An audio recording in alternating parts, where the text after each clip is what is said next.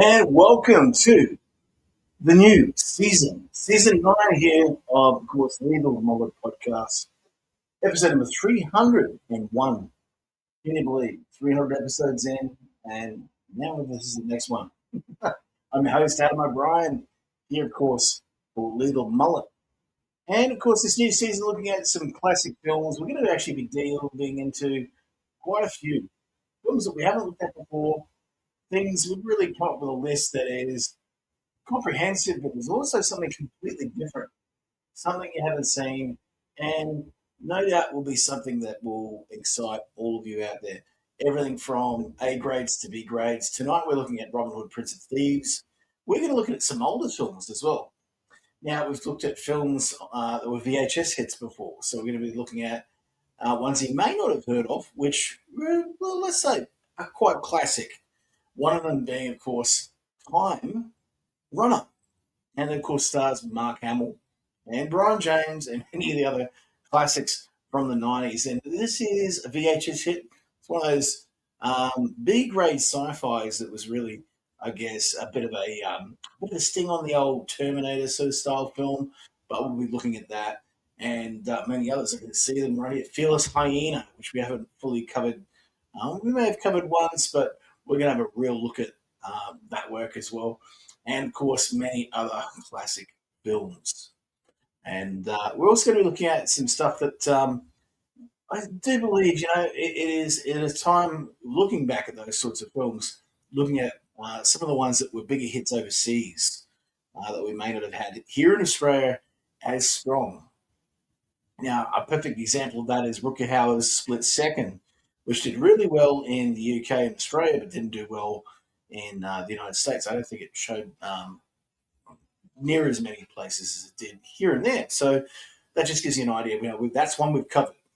So now listeners in the United States have had a chance to actually check that out. But tonight, yes, we're going to be doing this bad boy right here, Kevin Costner's classic film, of course, starring himself and Morgan Freeman and Mary Elizabeth Manstrantonio and many others. This is the Robin Hood film for me, and it's definitely one that I believe holds in our hearts at least the right style of film. It's fun, it's got action, it's got heroism, romance, and arguably the best movie villain ever on screen. So, without further ado, folks, let's get into, of course, the new episode, of course, of Lethal Mullet Podcast. Here we go.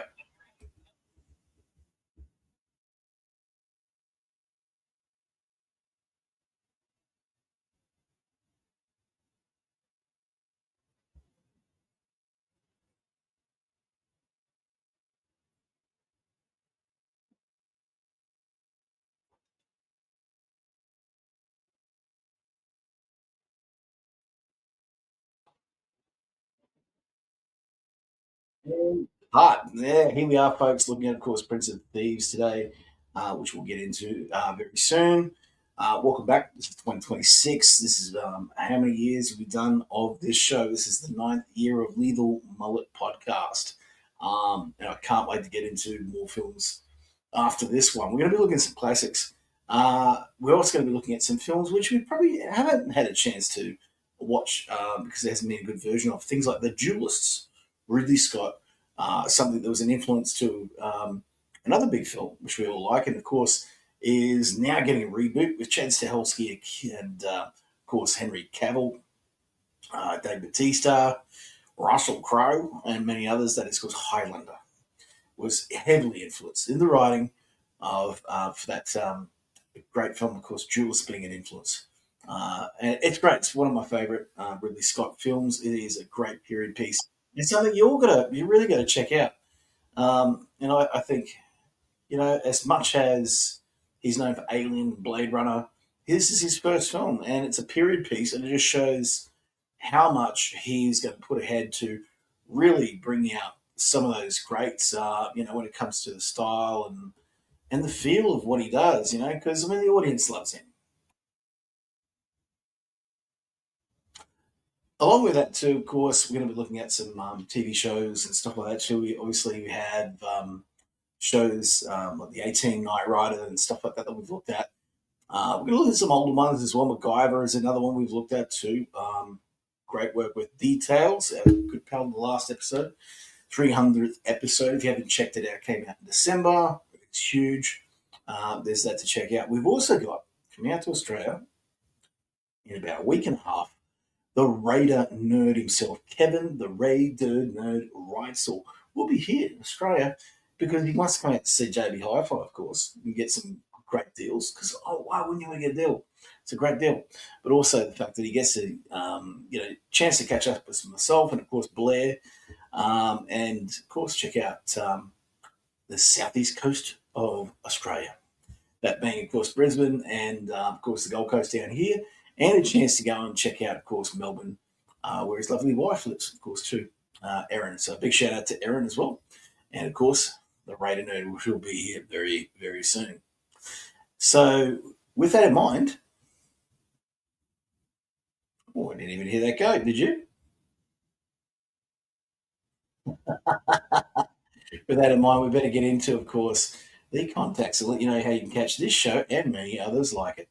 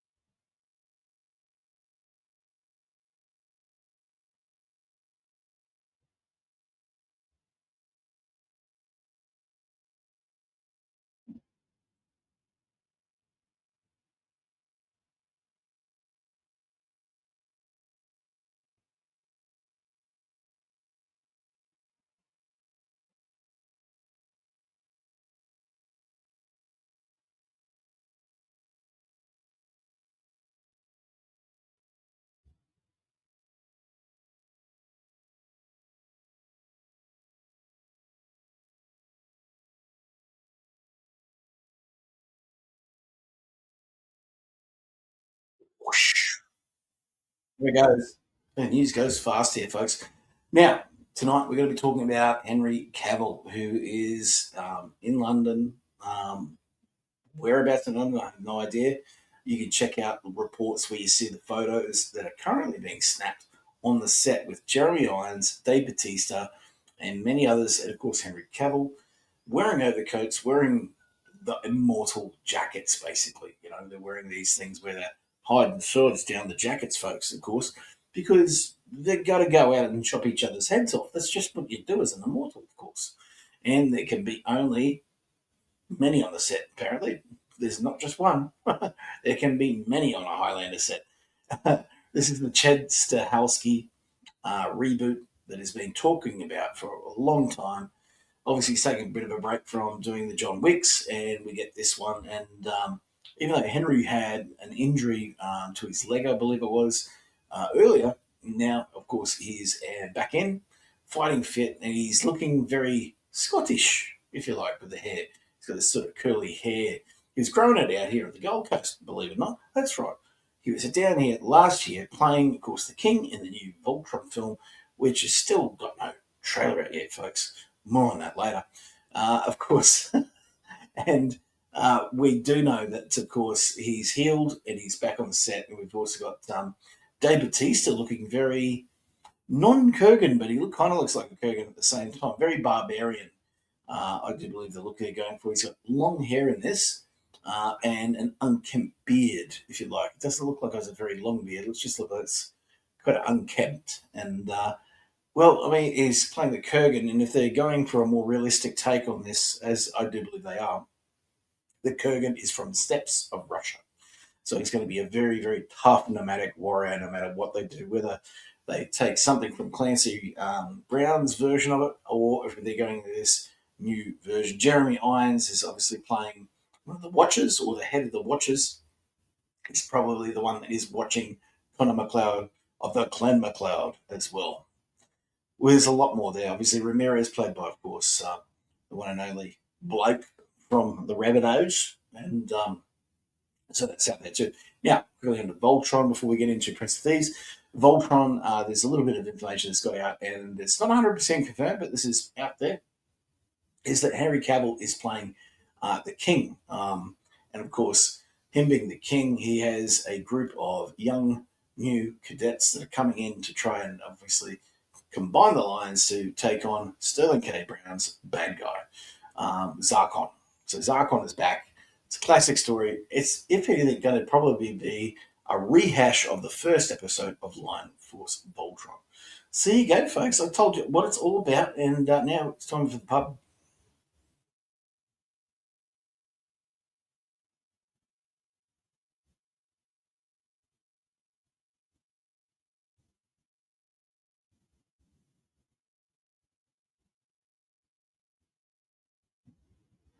They still talk, aren't they? Yeah, that's what they do in the pub, aren't they? Okay, folks, here we're here to chat about a classic film starring this guy, which is off to my left. Of course, the enigmatic and great, charismatic actor, Kevin Costner. He's a fantastic director, too, by the way. And this is a film directed by his buddy, Kevin Reynolds. Yes, another Kevin in there. Written by Penn Dansham and John Watson. But obviously Costner as Robin Hood, Morgan Freeman as Azine, Slater as Will Scarlet, Mary Elizabeth Manstrantonio as Marian, and Alan Rickman as the Sheriff of Nottingham. This film, although it's got here's the funny thing about it: the audience loved it, the critics didn't. So there you go. That's in a nutshell what you got. Is an audience pleasing movie. This is a great film. It is one of those big swashbucklers, but it's also got a bit of a heart to it, and it's funny as hell. It's a very funny film for what it is. And it was a box office success, grossing $390 million at the worldwide box office. So, I mean, it's huge. This is the big one. They've tried to redo that success many a time. It's also known, obviously, for the theme song, Everything I Do It For You by Brian Adams, which got the Academy Award for the best score song, we're going to call it. Yeah, that's pretty much it. uh, Produced by Penn Dansham, Richard Barton Lewis, and John Watson. Douglas Milsom did the cinematography on this. It was edited by Peter Boyle. Michael Kamen did the music on this, and this is from Morgan Creek Productions, and of course brought out through to all place worldwide by Warner Brothers on a budget of roughly about $60 million. They really haven't released how much it was actually budgeted, but again, it made 390, so it made it more than its budget back. It was released June 14, 1991, and I was really in the zeitgeist of this great film. We had a swath of great characters, particularly the camaraderie between Costner and Freeman is just fantastic. And it really from the moment where we see them in the Crusades, and then them coming through to obviously London later on, and having to deal with all what is happening in Nottingham. So it's an interesting take on it, but it's also an interesting film. The way that they pieced this together, and if you've seen the behind the scenes, particularly this movie, it was one that they really loved to put together. It was different, but it was also one that it was a labour of love in many ways too. So what's it all about? Let's talk about the actual story. So it's set in 1194. So basically in the middle of Richard the Lion's, Richard or Coeur de Lion, or Richard the Lionheart, played by, of course, Sean Connery, which we'll talk about later. It's on his third crusade. Robin and his comrade Peter Dubois escape and save the life of a Moor named by Azine. This is where, of course, they meet Morgan Freeman. Peter, though, is wounded in the battle and makes Robin swear to protect his sister, Marianne Dubois. And from here, Robin enters basically combat to get them clear, and they return to England with Azine. From here, he vows to obviously accompany him in his life debt to be repaid, obviously for saving him back in the Crusades. From here, the Sheriff of Nottingham's plot to seize the throne for himself over Richard Coeur de Lion not being there. And from here, Robin's father is killed as being the remaining loyal person to the king itself. So there's no one in his way now. The sheriff can just take over. Arriving home much later, Robin actually finds on his land a young boy who's basically being hunted down by the sheriff's ruthless cousin, played by Michael Wincott, one of the greats, playing the Guy of Gisborne in this. And he finds basically his father's corpse and his family, his servant Duncan here, um, completely blinded by the Guy of Gisborne in battle. From here, Duncan explains that Robin's dad had basically falsely accused of devil worship by the sheriff of Nottingham. And this is where this all comes down to. Basically, there's this sort of, if you say, sort of pseudoscience that comes into this story. And this comes from, of course, Sheriff himself consults a witch that he has in the castle, and he foresees King Richard's return, and that Robin and Azim will be the death of them. So he has to take him out somehow. From here, Robin tells Marian that of her brother's death when he meets her again, and she sees little need for protection. She's a great swordsman. She's a fighter herself. From here, he flees into Sherwood Forest, and this is where Robin, Duncan, and Azim meet a group of outlaws. And in the middle of that, he meets John Little. And after a little skirmish over a little lake, he's then renamed Little John by Kevin Costner. This is where they meet, of course, Will Scarlet and many of the others too. And they confront the Bishop of Hereford for his role in the father's death. And from here, Robin humiliates the sheriff. And from here, Guy Gisborne is sent to terrorise the peasants in search of the Robin of the Ore. Now, up to this point in the story, it's great because it really sets up that classic idea that, Robin from the rich, given to the poor, and just being an utter, pest to the Sheriff of Nottingham, which is basically what that part of the story is all about. From here, despite the price that he said, Robin from here basically shapes the outlaws themselves into this military might, using everybody that he knows, obviously Azim as well, and it really does turn them into something. This is where also Friar Tuck comes into it, and I don't know if I'd say this is the best of the Friar Tucks we've had. I mean, we've had better. He's okay, but then he's not really given a lot of material to work with in this part. Marian then offers Robin aid as she can, and they fall in love. Obviously, this is the big love story of the film itself. Robin's success then, of course, infuriates the sheriff even further, and who from there wants to use the peasants, and he also kills Guy of Gisborne for obviously failing him so many times. From here, he brings in a whole sweep of Celtic warriors from, of course, on the other side of Adrian's Wall, brings them down, and from here basically turns them into what we all go after. Of course, they want blood. Betrayed by obviously the bishop too, Marian is then taken prisoner into the castle, and from here Robin has to go and, of course, bring it back. And of course, we have a climax, which if you haven't watched the movie, I'm not going to tell you about just yet. From here, on the day of the wedding, Robin and his men infiltrate Nottingham Castle and save the outlaws from being hanged. It's a great scene. It's a great swords fight between Alan Rickman and Kevin Costner. And from here, the bishop forms the marriage, but before the sheriff can consummate, Robin bursts into the mill. That's where they have this big, great fight too. Obviously, everything ends well, but at the end, we also have Robin and Marian's wedding ensured, and it's interrupted by Sean Connery playing King Richard. I mean, it's just one of those great endings, and you don't expect Sean Connery to turn up like that, and Sean is perfect for it. Obviously, only so many years before he obviously worked with Kevin, and then in that he worked, of course, right by Kevin Costner in Untouchables, a great film, probably arguably just as good as this film, if not probably slightly better. This is a better commercial hit, I think, than Untouchables. But Untouchables was also a critic smash. It's a Dave Mamet script. I mean, you can't go back past that. It's just a fantastic film.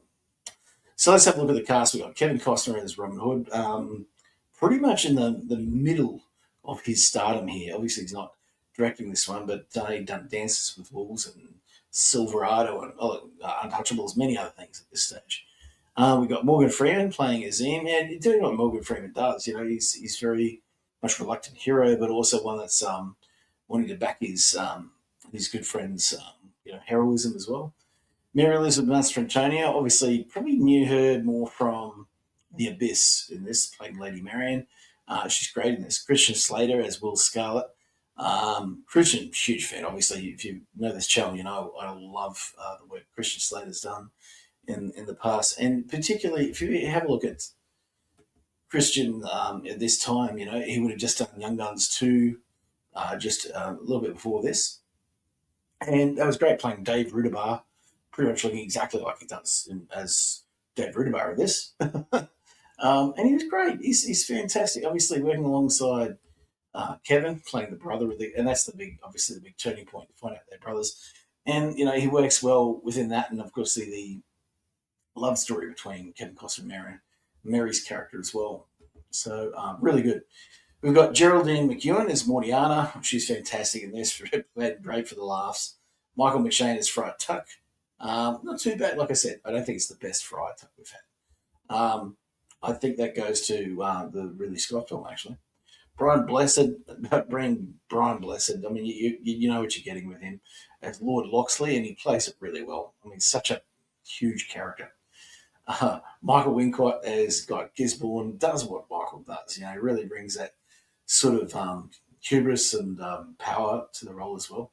Nick Brimble as Little John. He's a real surprise in this. He's got that real witticism and stuff like that of being British and all that. Really, really good. Harold Innocent as the Bishop of Hereford.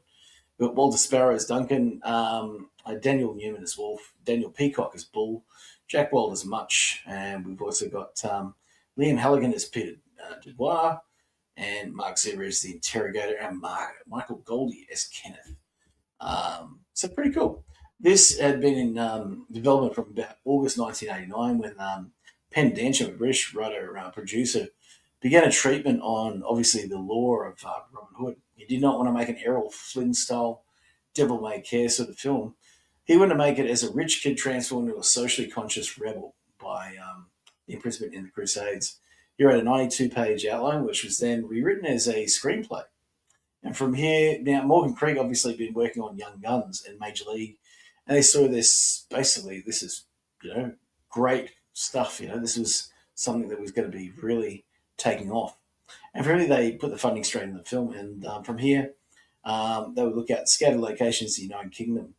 And setting September 3 is the filming deadline, and there's this huge time where they're competing against Robin Hood remakes.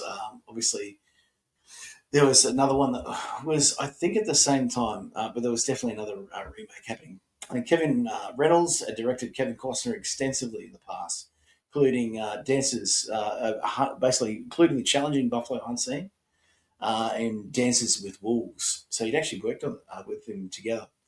Reynolds said he'd done 2 pictures that hadn't made a dime, so I kind of knew the studio wanted me for Robin Hood because of my connections with Kevin. And Costner had already rejected the script until hearing Reynolds was directing, and I felt Kevin was such a good filmmaker, I would do it. So what's interesting, they've really got a history here. Obviously, it would go on to other films, and one of them being Waterworld, and one where I think it started out with Reynolds, and they got to a stage where Reynolds was just, him and Costner just couldn't get along, or whatever it was at the time. I think Costner took over and finished the film, but I do believe they're still friends to this day, even without all that goings on. So Reynolds said he didn't want to do an Indiana Jones style film; that was done already. Costner wanted an accent, but Reynolds thought it would distract audiences, and their indecision resulted in a drastically bad delivery in each scene. And if you hear it, you can see it. He starts out with this really rubbish UK accent at the start of it, particularly in the scenes when he's trying to save the boy on his land. And Costner was the subject of embarrassing rumours that his performance was too laid back. His accent went from LA, not UK. King Richard was originally going to be John Cleese. It was proposed, but Sean Connery had portrayed Robin Hood before, obviously in Robin and Marian, and was selected at the behest of Costner and Densham. And fearing that the sudden cameo was going to turn up and destroy the film, Densham also said, I so wanted to have John Cleese that I said, would you give me Sean Connery? Because he said basically he wanted not to have John Cleese at that stage. we can't give you a credit because you know can't have the audience waiting for the whole movie to see him, but he only has to work one day. With the project already over budget, Connery agreed to reduce his request $1 million fee down to 250,000, and obviously he gives that away to a charity in Scotland. Robin Wright, then in line for Maid Marian, dropped out of the production when she found out she was pregnant, and it was given to Mary as Elizabeth after that too. I think she would have been great in the film too, but it just didn't quite work out. In 2015, Ella Rickman said he secretly asked scriptwriters Ruby Wax and Peter Barnes to punch up the script. We have a look at the script because it's terrible and it needs some good lines, and Reynolds agreed to get new lines there too. Obviously, thanks to Dances with Wolves, Robin Hood, and JFK, Costner just basically took off, and it's just really this film in particular launched him into a whole other world. And there was one thing about the film. I think it was, from what I remember, a very fast production when it came down to what they were putting into it and what they were, expecting of it. And that's the thing. The film, it works so well for that. It's got such a drive, and that's where the humour comes into this too, which we'll get into in a sec. Now, the exteriors were shot on location all over the UK, and it is one of the more beautiful films done with this too. So the medieval walls and towers was the site de Carcassonne in the town of Carcassonne in Aude, France, with the portrayal of Nottingham Castle and its castle. Locksley Castle was Wardour Castle in Wiltshire. There you go. That's as much as you're going to get when it comes down to an accent of that type. So you have to sort of get with that sort of thing, I guess. And these visuals are absolutely gorgeous, by the way, too. That's one thing about these castle. I mean, you could put all these new movies with, the great. Particularly, I think when it comes down to it, the CGI that the newer films are doing these days, you can't get that with these great old visuals. I mean, sure, there's some matte paintings, and of course one of the castles of Wiltshire, it was restored in an earlier shot using matte painting to get where it was. Marian's Manor was filmed at Hull Priory. I'm really good at that, aren't I? In Northumberland. In the Priory. There we go. The scenes set in Sherwood Forest were filmed at various locations. The Outlaws place in Burnham Beeches and Buckinghamshire. And, of course, the real Sherwood Forest in Nottinghamshire. The fight scene between Robin and John Little was at Aysgarth Falls in North Yorkshire. And Marian Caesar's Hardraw Force in North Yorkshire. And Sycamore Gap Tree on Hadrian's Wall in Northumberland was used for the scene in when Robin first confronts the sheriff's men. And it looks very Tolkien, that tree. I've always thought, it looks beautiful. That's the one thing, and it always looks good. And of course, the chalk cliffs at the Seven Sisters, East Sussex, were used for the locals. Robin's Tree as well. It looks pretty damn good if you ask me. There's something about shooting nature, isn't it? Nature itself, the way it looks, the way it, AI and all that, it does a beautiful job sometimes. CGI does a beautiful job sometimes, but they can't be nature, no matter what. And the cinematographers know that too, back here. Well, they didn't know what they were getting later, did they? The chalk cliffs at the Seven Sisters at East Sussex were also used as local for Robin's return to England from the Crusades, and that's been used in a number of. Actually, it was used also in Robin Hood, the Ridley Scott film at the end when Russell Crowe's attempting to swim. Russell Crowe swimming. I got my sword. Good old Russell, you gotta love it. Obviously, there's a number of different versions of the film too. There's an extended one that's 155 minutes long, and it's a version which you get on a 2-disc special edition DVD. You can also find it on Blu-ray as well. And it has different things in it. It has obviously the plot to steal the throne from King Richard. Further explores that with the sheriff and Mortiana as well. There's also stuff with the sheriff's scribe and much, much more there too. The film was also given a novelisation by Simon R. Green in 1991. He received the commission to write the book in 1989. It sold more than 370,000 copies. And the novel adds in a subplot that's not shown in the film. So I haven't actually seen that, so I'll have to see. Now, the film itself was given a PG rating. I think it was the same here in Australia, pretty much a PG. I mean, it is a good little family film at the end of the day. There's nothing gratuitous or anything like that, so it fits that rating quite well. So, what's the consensus on this film? Well, the film holds a 51% rating based on 57 reviews, with an average rating of 5.6 out of 10, which bullshit.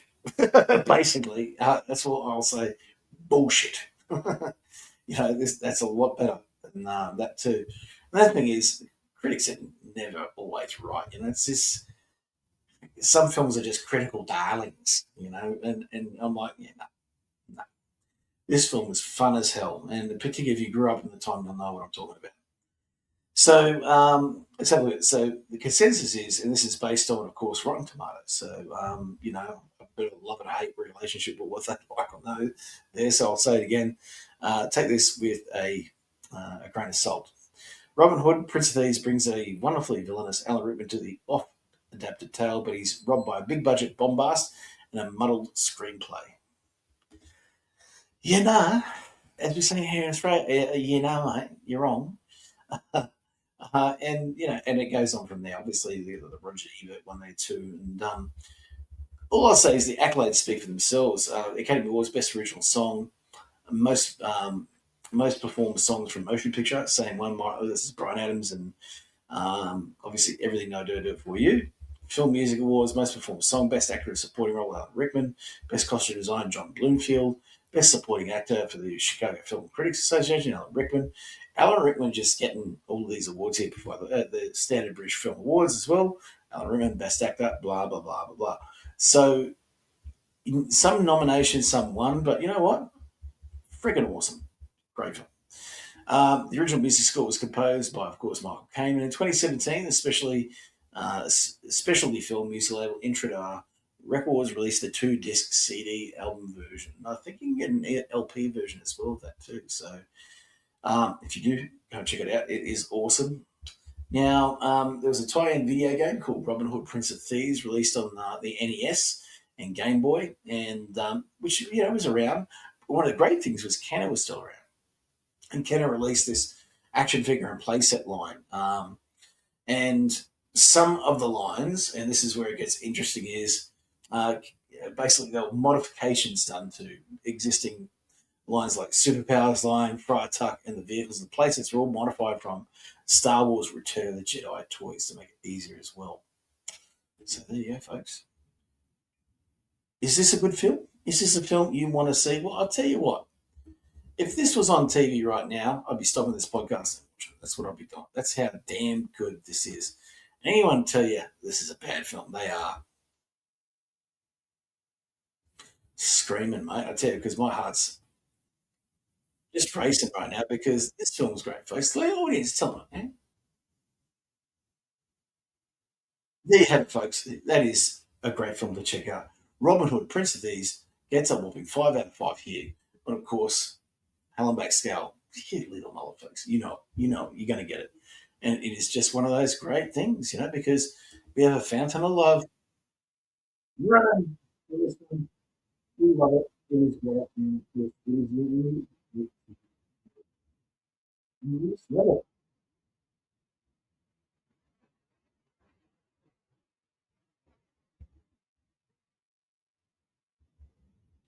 Oh, we ran out of fountain, did we? All right, folks, welcome back. And of course, welcome back to 2026. Leave a mullet here, folks. Check out the show more. Check out at fpnet.podbean.com and the Leave a Mullet, of course, on all socials. And check us out. Actors there again. We've been on there for a while. We're there. And check out fpnet.podbean.com. Till then, ciao for now.